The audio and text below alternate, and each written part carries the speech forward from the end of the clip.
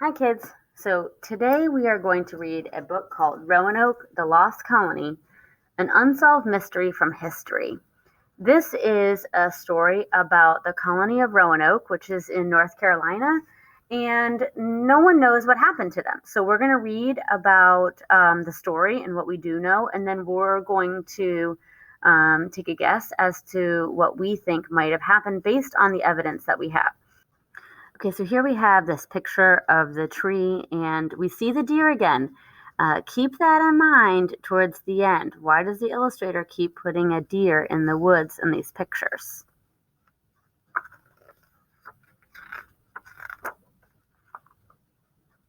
When I grow up, I want to be a detective, just like my dad. He says I was born curious, and curiosity is the best tool a detective can have.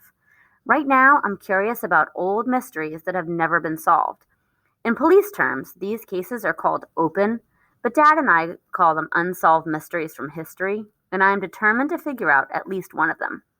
For each mystery, I collect as much about the case as I can. As I go along, I organize the clues in my notebook. Sometimes I use timelines, and I always keep a list of words that are important to the case. Roanoke, the Lost Colony, is about a group of English people who came to the American continent in the 1500s to begin a new settlement. They all disappeared. Though lots of people have ideas or theories about what might have happened, no one is sure. My dad says no mystery is impossible to solve as long as you have enough clues. This is how the story goes. Here it says the word Roanoke comes from the Roanoke people, an Algonquin tribe that lived in the area. However, the European settlers who felt they had discovered the New World, which consisted of North and South America, also believed they were the land's rightful owners. Without regard for the natives' rights to the land, they considered it part of Virginia and claimed it for their own. Today, that piece of coastline is part of North Carolina. A colony and colonists are a group of settlers in a new country, still subjects of their mother country. So they still belong to their old country, but they are living in a new area.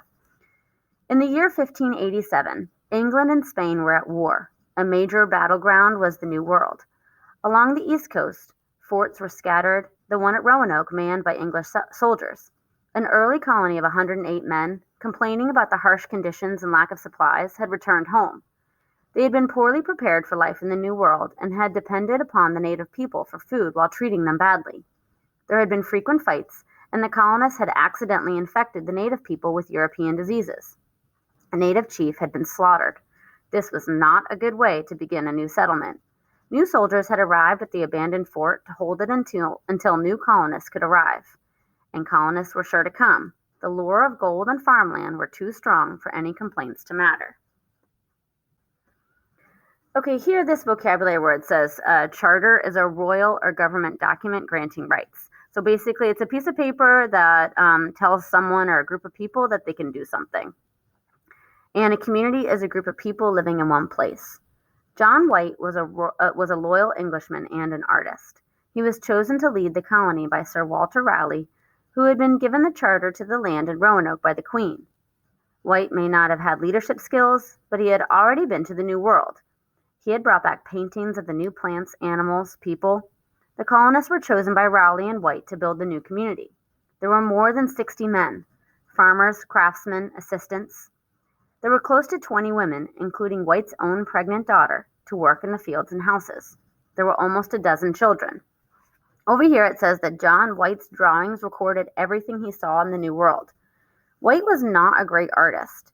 In one of his paintings, a native woman even had 2 right feet. His work was to serve as science, not art. Only some of John White's paintings survived, about 75 originals. 2 native men were also part of White's group. One of them, Manteo, had traveled in the company of the English before. John White hoped they would help the colonists with the local native people. He knew that the earlier colonists had had problems with fights, with diseases, with killings, though he had never told Raleigh. He was sure that with the soldiers already at the fort, and with Manteo to help, he could keep his colonists safe. The word Indian was used for the native people of the New World because Christopher Columbus, landing in the Bahamas in 1492, thought he was in India. When the colonists landed on Roanoke Island, they referred to the native people as savages because they did not understand their customs, manner of dress, or culture. Today, Native American, Native people, and Indian are all acceptable, though the Native peoples themselves prefer to be known by their individual tribal names. Okay, here, this is fertile, which is capable of supporting a plentiful crop.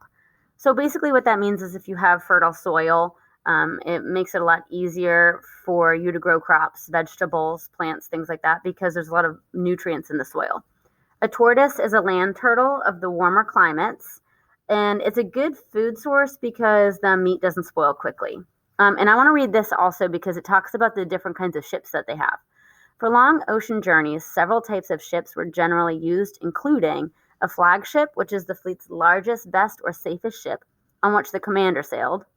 A flyboat is a large boat with one or two masts, generally square-rigged, and a pinnace is a smaller, faster, more maneuverable boat that sometimes carried oars. So keep in mind, remember that the pinnace is the smallest of the boats. The colonists left Portsmouth on April 26, 1587. They planned to meet with the soldiers, then go to Chesapeake Bay, north of Roanoke, where the land was more fertile and the harbor was safer.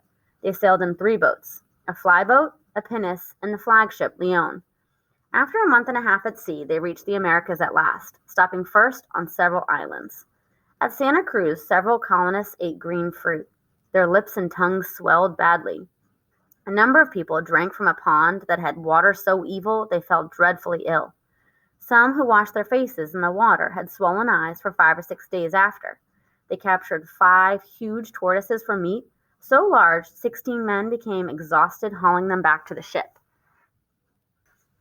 Okay, this says razed. Notice how it's spelled. R-A-Z-E-D means destroyed completely by having been torn down. At last, the flagship dropped anchor outside Roanoke's shallow harbor. White and 40 of his men planned to take the pinnace to shore to meet with the soldiers, then continue on to Chesapeake, where they were going to stay. But the ship's pilot, Simon Fernandez, had other ideas. He refused to take the colonists any farther and put them all ashore at Roanoke. When White and his men got to the fort ahead of the larger group of colonists, they found it razed. Great melon vines grew in what remained of the houses. Deer grazed there. All that was left of the soldiers was a single skeleton. "We must make the best of what we have," said White, so they began to repair the houses. Here this says, the coastline that the colonists sailed along is made up of dangerous inlets and coves. A ship coming upon the shore first encounters barrier islands parallel to the coastline, then the mainland itself. At the bottom of these waters, sometimes called the graveyard of the Atlantic, hundreds of ships and boats lie wrecked. Here, this says a token is a keepsake given as evidence of, in this case, friendship. Riddled means pierced with many holes, and a musket is a long, heavy gun that fires a ball-shaped bullet. While work continued on the buildings, one man, George Howe, went fishing alone. Stripping off his clothes, he waded into shallow water, trying to catch crabs with a small forked stick. When he did not return, the others searched for him. They found him dead, riddled with arrows. The colonists suspected Indians had killed him. White sent Manteo and 20 men to Croatoan Island, where the nearest native people lived. They approached the village with drawn muskets, which frightened the peaceful Croatoans until they saw Manteo, who translated their story. 4 soldiers were in a boat fishing. 30 of our enemies from several other tribes surrounded the soldiers at the fort. Men on both sides were killed. The soldiers who were not hurt ran to the boat and rowed away. We never saw them again. George Howe was killed by the same people. The Croatoans then pleaded for a token by which the English would know them as friends. No token was given. So notice here that the Croatoans asked them for just like a token, which just means like an item to symbolize friendship, and the English wouldn't give them one. One Indian, a man named Juanchez, who had himself visited England and was known by the soldiers, was part of a plot to starve the soldiers out. Later, he led his people against the colonists, killing George Howe. Here, this says a christening is a ceremony in which an individual is admitted into the Christian church by baptism. During this ceremony, a name can be given to a child or a title to an older individual. Later that week, the English mounted a surprise attack in the middle of the night on the people they thought had killed Howe. Spying a campfire, they shot one man and chased the others through the reeds, including women and children. But the colonists had made a terrible mistake. These were the friendly Croatoans who, knowing their enemies had left the area, had come to gather up peas, corn, pumpkin, tobacco. As a reward for faithful service, the English christened Manteo a few days later, calling him Lord of Roanoke and Dusamulcapuk. They thought that this would make him a better friend to the English and a loyal subject of Queen Elizabeth. What Manteo thought of the ceremony is unknown. Here, this says a plight is a difficult and serious situation, and a destination is a place to which someone is going. On August 18th, White's daughter Eleanor gave birth to Virginia Dare, the first English child born in America. This was cause for great celebration. But summer was drawing to a close, and the colonists started to worry. They were quickly running out of supplies. No one knew they were on Roanoke Island. They were supposed to be in Chesapeake, 50 miles to the north. Should they move there? Should they send someone back to England to let Raleigh know of their plight? White was pressured to go. He hated leaving his daughter and new grandchild, but the colonists were convinced he was the best man for the job. So he buried his notebooks, drawings, map, and armor, and worked out a special code with the colonists. If you leave, carve your destination on a tree. Put a cross if there has been trouble. 9 days later, on August 27th, White set sail for England. So here it says that White buried his most prized possessions because other times when he'd left for several days on scouting or drawing trips, many of his supplies had been used by others. He was taking no chances. Okay, conspired means combined into a common effort. Privateering is acting legally as a pirate with a letter of commission from the king or queen. So basically it means that a king or queen has told you that it's okay to be a pirate. White left Roanoke in a storm, an awful crossing, desperate to get to England, desperate to round up supplies, desperate to return quickly to Roanoke colony. But politics, war, and the Spanish Armada all conspired to keep him in England. There was nothing he could do. Half a year later, in the spring, White tried to sail with 2 small ships filled with sailors, 15 new colonists, and supplies. But the sailors insisted on privateering along the way. They attacked not only Spanish ships, but a Scottish boat and a French ship as well. White was wounded twice in hand-to-hand combat. All of the colonists' supplies were stolen. They limped back to England. The Spanish Armada was a fleet of 130 heavy galleons or warships and 30,000 men. It was thought to be unbeatable. Spain tried to invade England in 1588, but the English ships were smaller, faster, and easier to maneuver in the channel between England and the European continent. Plus, England had control of all the ports. The Armada was eventually crushed entirely by the English. Okay, in the vicinity means in the surrounding area. It was March 20th, 1590, before Raleigh could gather enough money to send any other ships. 5 months later, having survived storms and more fights, the ships anchored at the tip of Croatoan Island. Finally, they moved on to the outer islands. Even though it was evening, White and his men could see smoke rising from the vicinity of the Roanoke fort. In the morning, they tried to row ashore in 2 small boats through terrible waves. 1 boat capsized. 7 men drowned. Okay, a palisade is a high fence with large posts set firmly in the ground.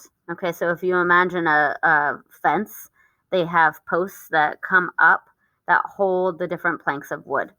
A pig is an oblong mass of a particular kind of metal, so it's kind of like a big chunk that was like almost like oval shaped of metal.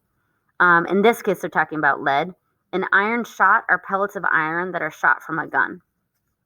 Anchoring in the shallow harbor that night, they tried to alert the colonists by sounding a trumpet, by singing English folk songs loudly, by calling out to the people on shore. There was no answer. In the morning, they went to the fort. It was completely empty. Carved into a tree near the village were the letters C-R-O. On one of the palisade posts was the word Croatoan. There was no cross indicating any trouble. All that they found inside the fort were bars of iron, pigs of lead, iron shot. Once buried chests lay overturned, ransacked, including White's own possessions. The pinnace used by the colonists was gone. Weeds grew everywhere. Okay, a signet ring is a ring with initials or a family crest engraved on it, and those are really popular in England at the time. Archaeologist is someone who studies ancient cultures, usually through items found buried in the ground. John White returned to England. Due to storms, politics, money, history, he never set foot in the New World again, but other explorers did. John Smith, friend of Pocahontas, heard from 2 Indian tribes that clothed men still lived in the area.